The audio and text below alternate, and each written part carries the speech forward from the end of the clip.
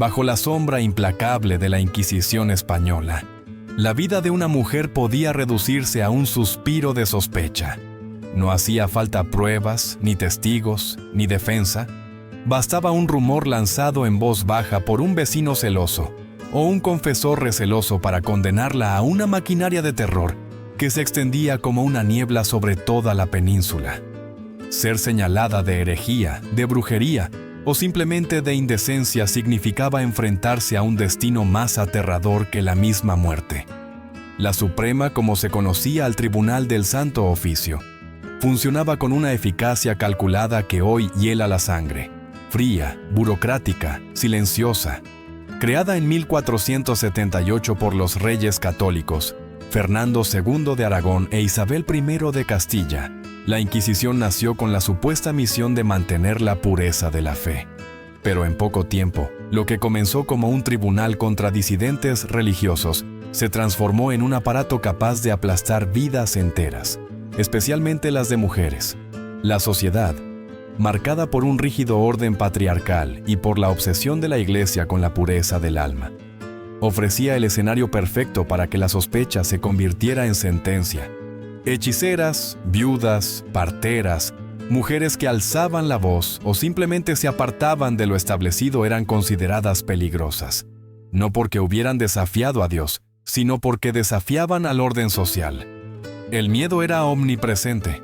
No había rincón seguro, no había gesto inocente. Una mirada malinterpretada, un conocimiento de hierbas, un carácter demasiado fuerte. Todo podía ser usado como prueba invisible de un pacto con el diablo. Y lo más inquietante es que el pueblo lo aceptaba. ¿Cómo pudo una sociedad entera convivir con semejante espectáculo de dolor y humillación?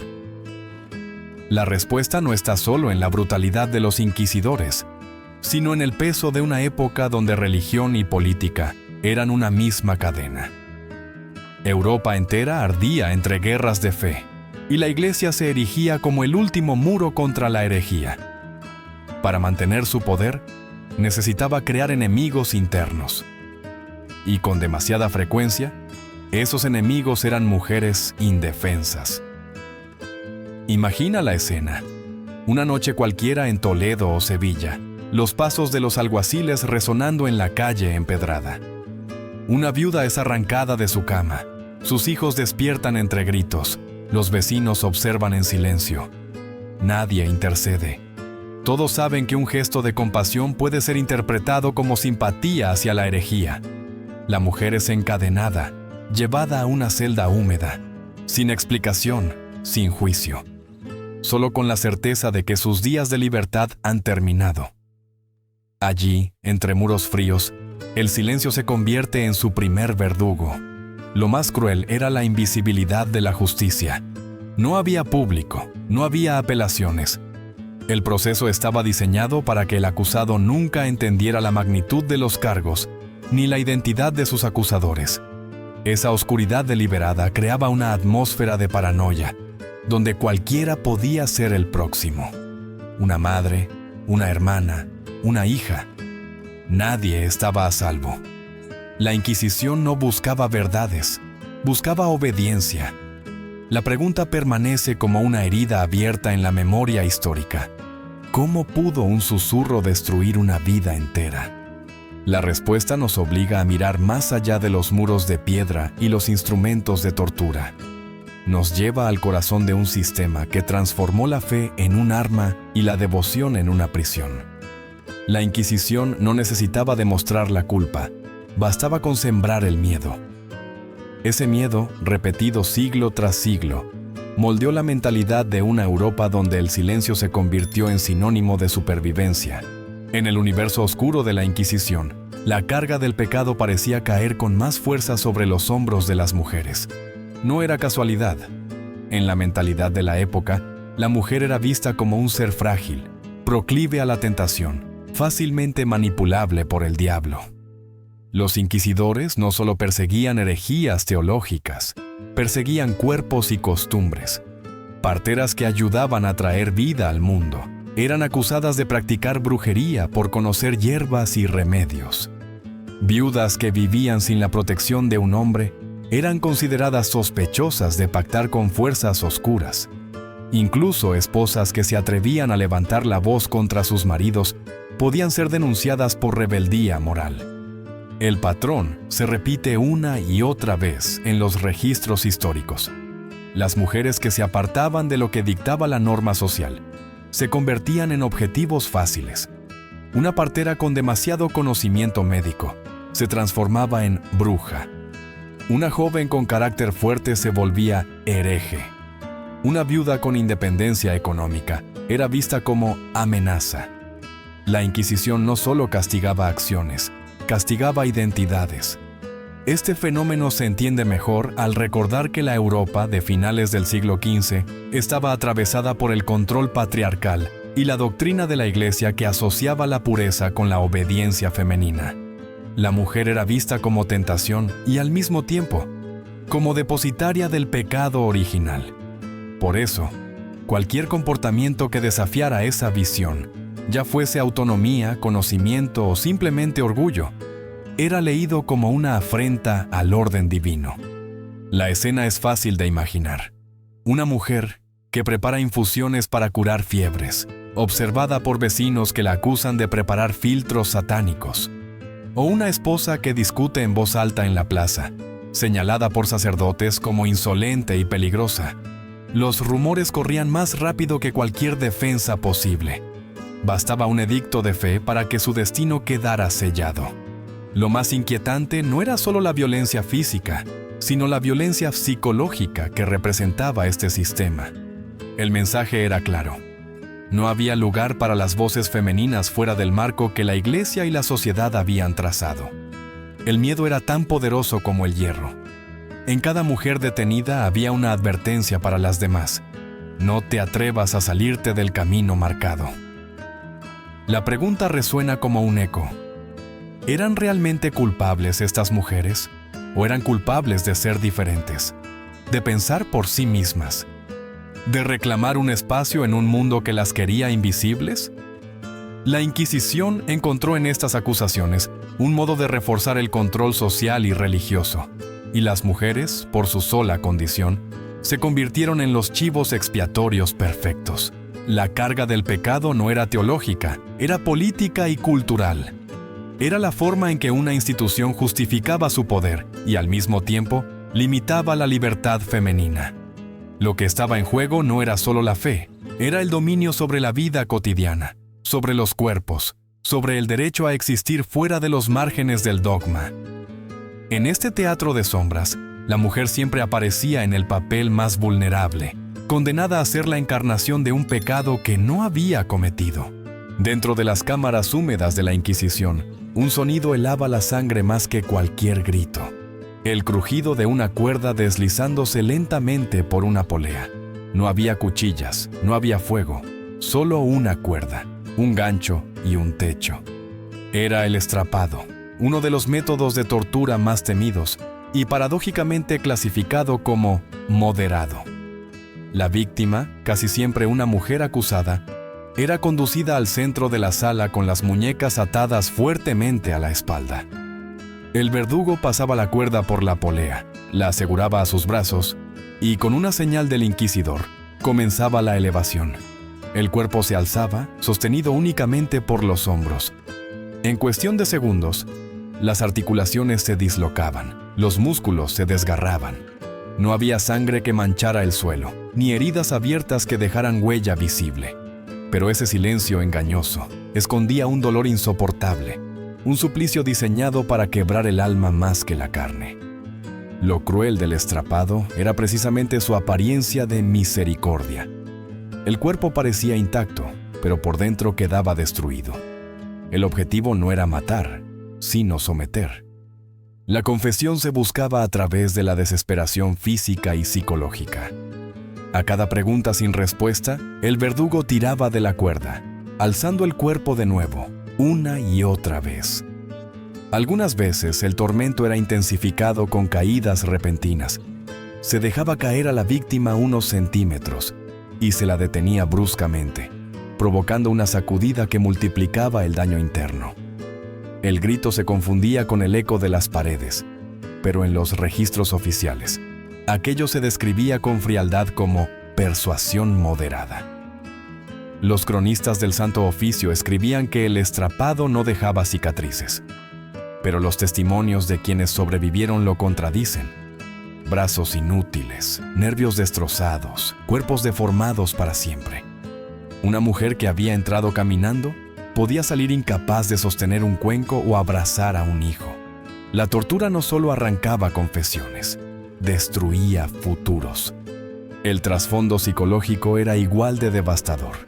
El silencio impuesto se convertía en condena. Si la mujer gritaba, se interpretaba como prueba de culpa. Si callaba, el suplicio continuaba hasta que sus huesos hablaran por ella. El estrapado transformaba el propio cuerpo en un testimonio contra sí mismo. Y detrás de cada movimiento de la cuerda había una idea perversa, que el dolor podía purificar el alma. Esta práctica revela algo inquietante de la mentalidad de la época, la obsesión con el control del cuerpo como vía hacia la salvación espiritual.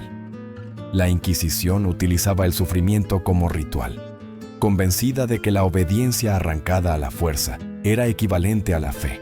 Pero la pregunta inevitable emerge: ¿puede existir fe donde lo único que sobrevive es el miedo?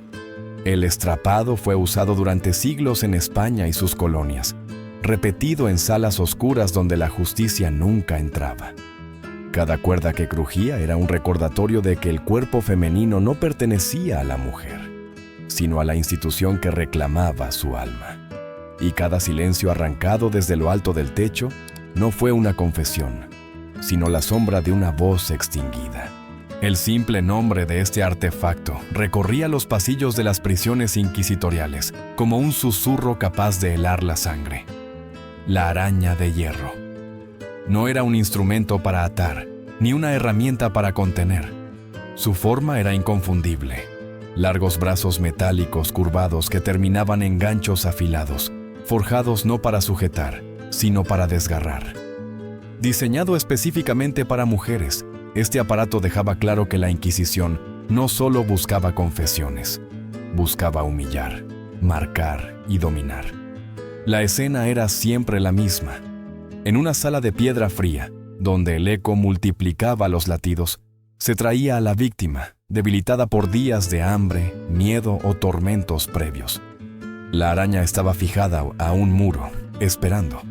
Los ganchos, al rojo vivo después de haber sido calentados en el fuego, eran colocados en zonas escogidas con cruel precisión, partes del cuerpo que no solo generaban dolor físico, sino vergüenza y mutilación permanentes. La mujer gritaba, pero sus palabras no eran escuchadas. Lo único que importaba era arrancar una confesión que validara la maquinaria del Santo Oficio. A diferencia de otros métodos más conocidos, la araña de hierro no dejaba cadáveres inmediatos. De hecho, muchos sobrevivían, pero la supervivencia no era sinónimo de vida. Aquellas mujeres salían marcadas de por vida, mutiladas, incapaces de ocultar las cicatrices que se convertían en símbolos de deshonra. La tortura no terminaba en la cámara, continuaba en la mirada de sus comunidades, donde esas cicatrices servían como advertencia viva. Los registros históricos son fragmentarios, a veces deliberadamente destruidos para ocultar la brutalidad. Sin embargo, las pocas menciones coinciden en algo. Este artefacto estaba destinado sobre todo a mujeres acusadas de adulterio, herejía o de mantener relaciones consideradas impuras. La Inquisición proyectaba sobre sus cuerpos la idea de que la pureza se vigilaba con hierro y fuego. Era un castigo no solo contra el supuesto pecado, sino contra la autonomía femenina. Lo más perturbador de la araña de hierro es su carga simbólica. Mientras la Iglesia proclamaba la salvación del alma, en las cámaras de tortura se convertía el cuerpo femenino en territorio de castigo ritual. ¿Qué mensaje se enviaba? Que la mujer era culpable por naturaleza, que debía ser doblegada y corregida, incluso con métodos inhumanos. En este sentido, la araña no era un simple instrumento, sino un acto de propaganda. Demostraba que la institución podía penetrar hasta los rincones más íntimos de la dignidad humana. Y aquí surge la reflexión inevitable. ¿Era esto fe? ¿O era control político disfrazado de religión?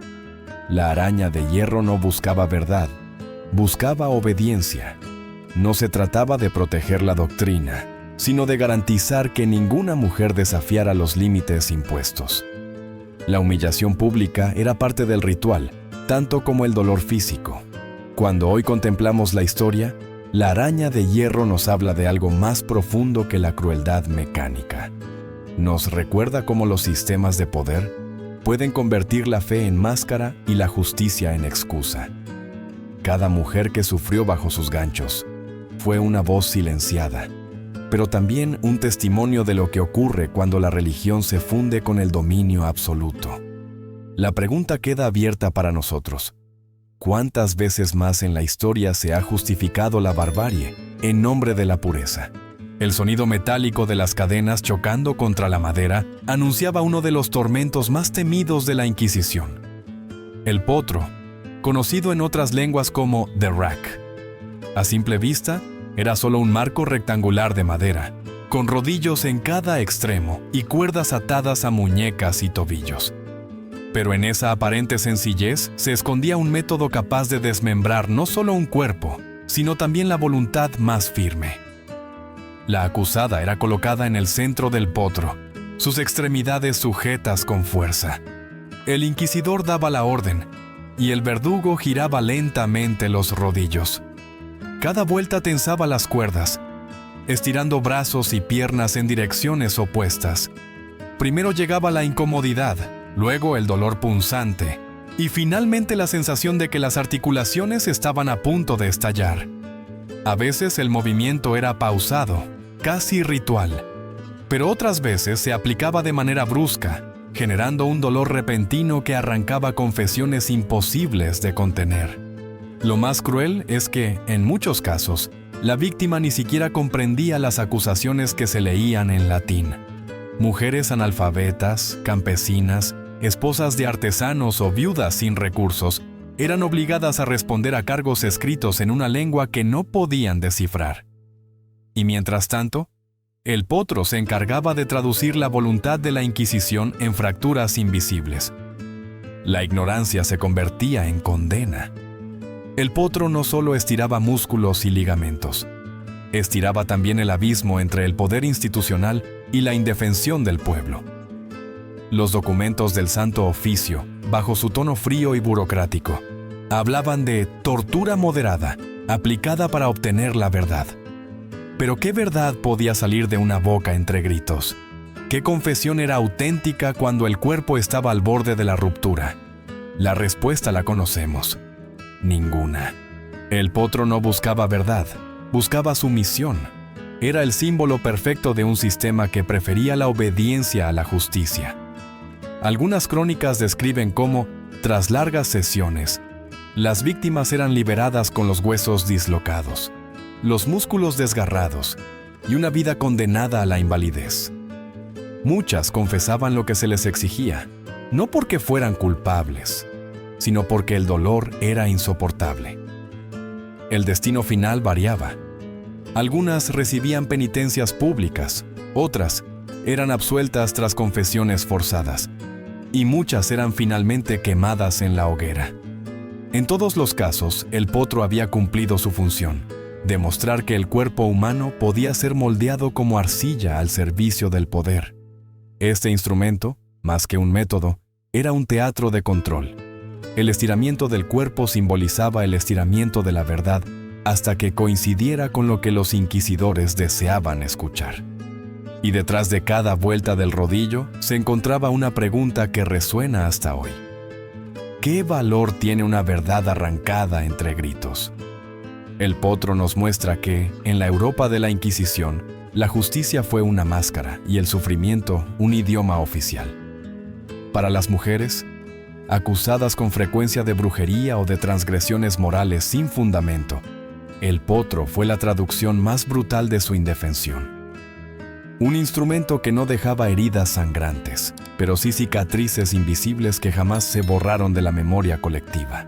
Entre los instrumentos más perturbadores atribuidos a la Inquisición se encuentra la llamada pera del dolor, un objeto pequeño en apariencia, pero cargado de un simbolismo aterrador. Fabricada en hierro, su forma recordaba a una fruta dividida en pétalos que podían expandirse mediante un tornillo. No era un arma de muerte inmediata, sino de sufrimiento íntimo, un castigo que se ejercía dentro del cuerpo, allí donde la vulnerabilidad era total. La víctima era llevada a una cámara oscura, iluminada solo por la luz temblorosa de las antorchas. No había multitudes, no había espectáculo público. El tormento era privado, casi secreto. La pera se introducía en la boca para aquellos acusados de blasfemia o herejía verbal, obligando a la lengua y la mandíbula a soportar un dolor insoportable.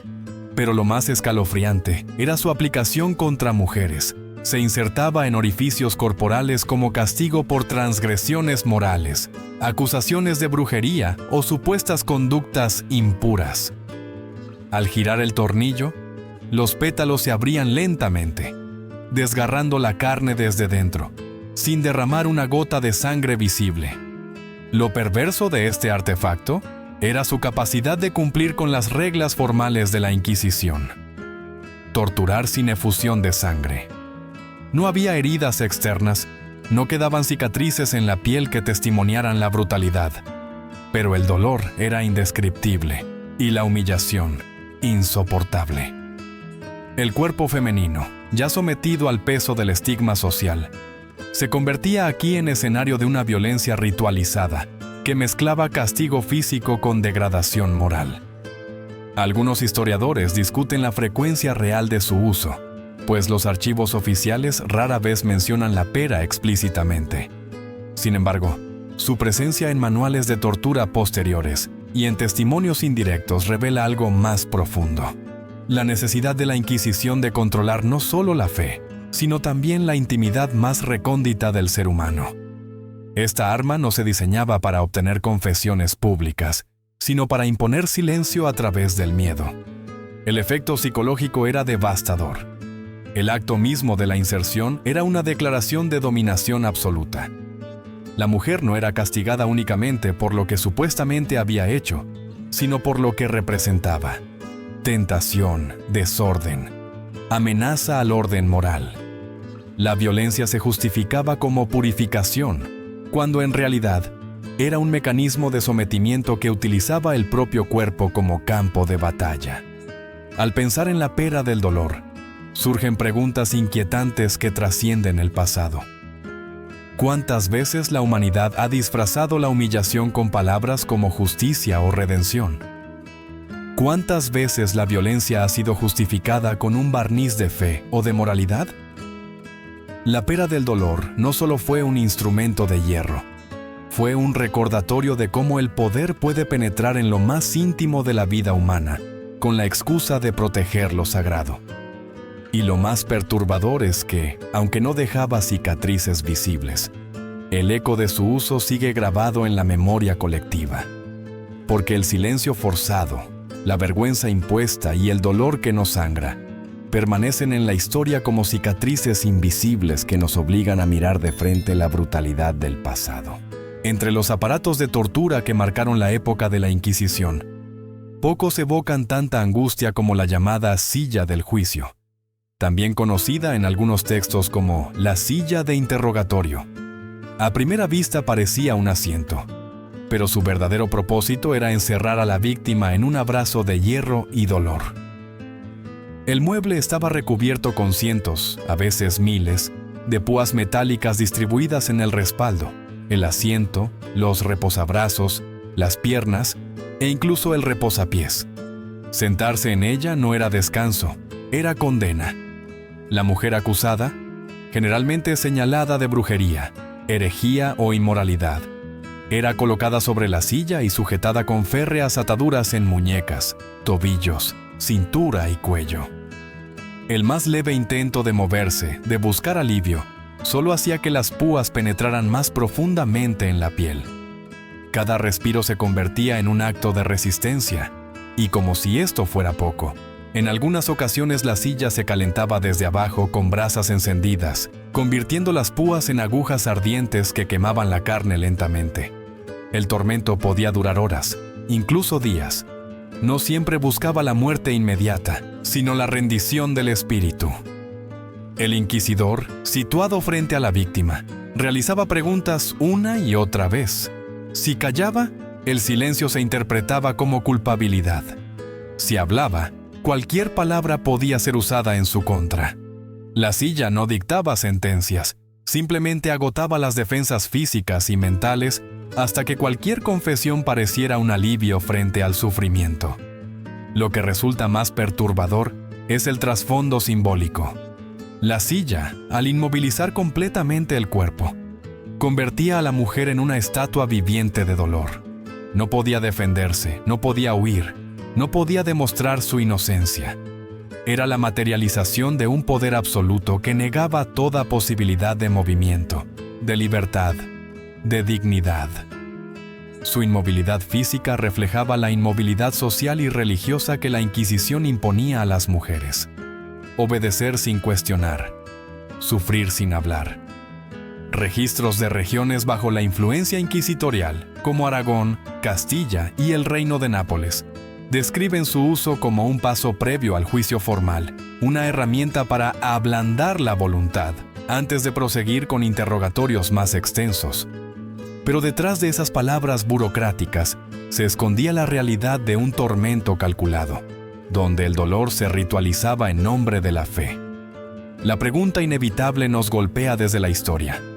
¿Qué buscaban realmente estos inquisidores? ¿Justicia o la satisfacción de ver quebrada la voluntad humana? La silla del juicio, cubierta de púas y de silencios arrancados, demuestra que el objetivo no era encontrar la verdad, sino fabricar la obediencia. Cada víctima que fue atada a esa estructura dejó tras de sí una sombra en la memoria de Europa. Y aunque las púas ya no perforan cuerpos, su recuerdo sigue perforando nuestra conciencia, recordándonos que la fe, cuando se transforma en herramienta de dominio, puede justificar lo injustificable. Más allá de los instrumentos de hierro y de las cámaras oscuras, la verdadera fuerza de la Inquisición residía en el miedo. No era solo el dolor físico lo que doblegaba a las víctimas, sino el terror anticipado, la espera interminable, el peso psicológico de no saber qué vendría después. En ese vacío, el tormento comenzaba antes de que la cuerda se tensara o el hierro se calentara. El miedo era en sí mismo una forma de tortura, invisible pero devastadora. La Iglesia justificaba estos métodos bajo una lógica retorcida. El sufrimiento purificaba el alma. La confesión arrancada era prueba de arrepentimiento. El dolor se convertía en un puente hacia la salvación. Pero en realidad, esa teología era una máscara. Lo que se buscaba no era la fe auténtica, sino la obediencia absoluta. Una obediencia que asegurara el control social y político en un continente desgarrado por guerras de religión, reformas y herejías. Europa del siglo XVI y XVII vivía en tensión permanente. El miedo a lo diferente, al vecino que rezaba de otra forma, al rumor de un pacto con el diablo, era cultivado desde los púlpitos y reforzado por el Santo Oficio. El poder de la Inquisición no radicaba únicamente en sus prisiones, sino en el hecho de que cada ciudadano temía convertirse en el próximo acusado. Y en ese clima, la tortura funcionaba como mensaje colectivo. Obedecer significaba sobrevivir. Los inquisidores sabían que el dolor físico tenía límites, pero el psicológico era infinito. El aislamiento, el silencio de las celdas, la incertidumbre de los cargos, todo formaba parte de una coreografía macabra. La tortura no era solo un procedimiento, era un teatro diseñado para quebrar tanto a la víctima como a quienes la observaban desde fuera. Cada grito era un sermón sin palabras, un recordatorio de lo que pasaba a quienes se atrevían a desviarse. El vínculo entre dolor y fe se transformó así en un dogma no escrito. Se decía que quien sufría por la Inquisición era purificado. Pero, ¿puede nacer la fe del miedo? ¿Puede un alma verdaderamente creer cuando su cuerpo es reducido a cenizas o a cicatrices? Esa contradicción es uno de los mayores legados de este periodo oscuro. La certeza de que el poder utilizó la religión no para acercar al hombre a Dios, sino para someterlo a la institución. Hoy, cuando recordamos estas escenas, el eco es claro. La Inquisición usó el dolor como lenguaje y la fe como excusa, y lo que queda para nosotros es la lección. Allí donde la religión se confunde con el poder político, el riesgo es que la espiritualidad se convierta en un instrumento de control y que el amor al prójimo se transforme en miedo al castigo. La pregunta resuena a través de los siglos. ¿Era realmente fe lo que se buscaba? ¿O era obediencia disfrazada de fe? Cuando intentamos reconstruir la historia de aquellas mujeres atrapadas en la red de la Inquisición, nos encontramos con un silencio ensordecedor. Muchos archivos fueron destruidos deliberadamente o escritos de forma vaga, casi como si se buscara borrar la memoria de las víctimas. Lo que queda son fragmentos, testimonios aislados, rumores, registros incompletos que apenas permiten vislumbrar la magnitud del horror. La mayoría de las voces femeninas no sobrevivieron a los muros de las cárceles, y las que sí lo hicieron quedaron enterradas bajo el peso del miedo. Ese silencio no es casual. Formaba parte del mismo sistema. La Inquisición no solo castigaba, también controlaba la narrativa. Cada confesión arrancada bajo tortura se registraba como prueba de culpabilidad, mientras que los gritos de inocencia desaparecían entre las sombras. En este juego macabro, la historia oficial convirtió a las víctimas en culpables y a los inquisidores en guardianes de la fe. Pero si escuchamos con atención, todavía se perciben los ecos. Están en los relatos de médicos que atendieron cuerpos rotos, en las cartas clandestinas que denunciaban abusos, en la literatura que susurraba lo que los archivos callaban. Esos ecos hablan de mujeres arrancadas de sus casas, de madres que nunca volvieron a ver a sus hijos, de jóvenes señaladas solo por ser diferentes. Hablan de lágrimas que nunca quedaron registradas y de vidas extinguidas sin tumba ni memoria. La magnitud de este silencio nos obliga a reflexionar. ¿Cuántas historias fueron borradas porque la sociedad prefirió no mirar? ¿Cuántas vidas se apagaron sin que nadie alzara la voz? La respuesta no está en cifras exactas, sino en la sensación de vacío que dejaron. Un vacío que todavía nos confronta. Imagina por un instante a una mujer encerrada en una celda de piedra, esperando su destino sin saber de qué se le acusa. Afuera, la ciudad sigue su vida. Los mercados abren, las campanas suenan, los vecinos comentan en voz baja. Y sin embargo, en esa oscuridad, su mundo se reduce a la espera y al eco de sus propios pensamientos. Nadie la defenderá, nadie arriesgará su vida por ella. Su voz se ahoga antes de llegar al exterior. Ese es el legado más oscuro de la Inquisición, la construcción de un silencio colectivo, donde todos sabían, pero pocos hablaban. Y ese silencio fue quizá más cruel que los instrumentos de hierro, porque la tortura terminaba en la cámara, pero el silencio seguía vivo en las calles, en las casas, en la memoria de quienes se callaron para sobrevivir. Hoy, al mirar hacia atrás, no podemos darles nombre a todas, pero sí podemos reconocer su ausencia. Y en esa ausencia hay una advertencia. Cada voz que se ahoga, cada historia que se borra, abre la puerta a que la injusticia se repita. Por eso, escuchar los ecos de estas víctimas no es solo un acto de memoria, es un deber moral. La Inquisición española no fue solamente un tribunal religioso, fue un sistema que convirtió el miedo en herramienta de control y el dolor en lenguaje oficial. Durante siglos, bajo el pretexto de salvar almas, se diseñaron cámaras de tortura, se levantaron hogueras y se destruyeron vidas. Pero el verdadero mensaje estaba más allá de las llamas y del hierro, el silencio impuesto a una sociedad entera. Porque cuando las víctimas eran arrancadas de sus hogares, los vecinos callaban. Cuando los cuerpos se retorcían en el potro, los cronistas justificaban. Y cuando las mujeres gritaban inocencia, las paredes de piedra se encargaban de que nadie escuchara. El precio de ese silencio fue enorme. No solo se castigó a las víctimas, sino que se mutiló el tejido moral de toda una época. La religión, que debía ser refugio y esperanza, se transformó en arma de dominación. La justicia, que debía proteger, se convirtió en espectáculo de sumisión, y la fe, que debía liberar, fue utilizada como cadena. Ese es el legado más inquietante. Cómo la humanidad puede disfrazar de virtud lo que en realidad es crueldad. Hoy, mirar hacia la Inquisición es más que recordar un capítulo oscuro. Es una advertencia, porque siempre existe el riesgo de que la obediencia ciega vuelva a imponerse sobre la verdad, de que el miedo se convierta otra vez en método de gobierno, de que el silencio sea preferido a la compasión. La historia nos enseña que el dolor se perpetúa cuando las voces callan, y que las cicatrices invisibles son las más difíciles de borrar. La pregunta final queda abierta para cada uno de nosotros. ¿Qué habríamos hecho en aquella época? ¿Hubiéramos sido testigos silenciosos? ¿O habríamos arriesgado la voz para defender a los inocentes? La respuesta no está en el pasado, sino en nuestro presente. Porque todavía hoy, en distintos rincones del mundo, existen sistemas que justifican el sufrimiento en nombre del orden, la fe o la seguridad.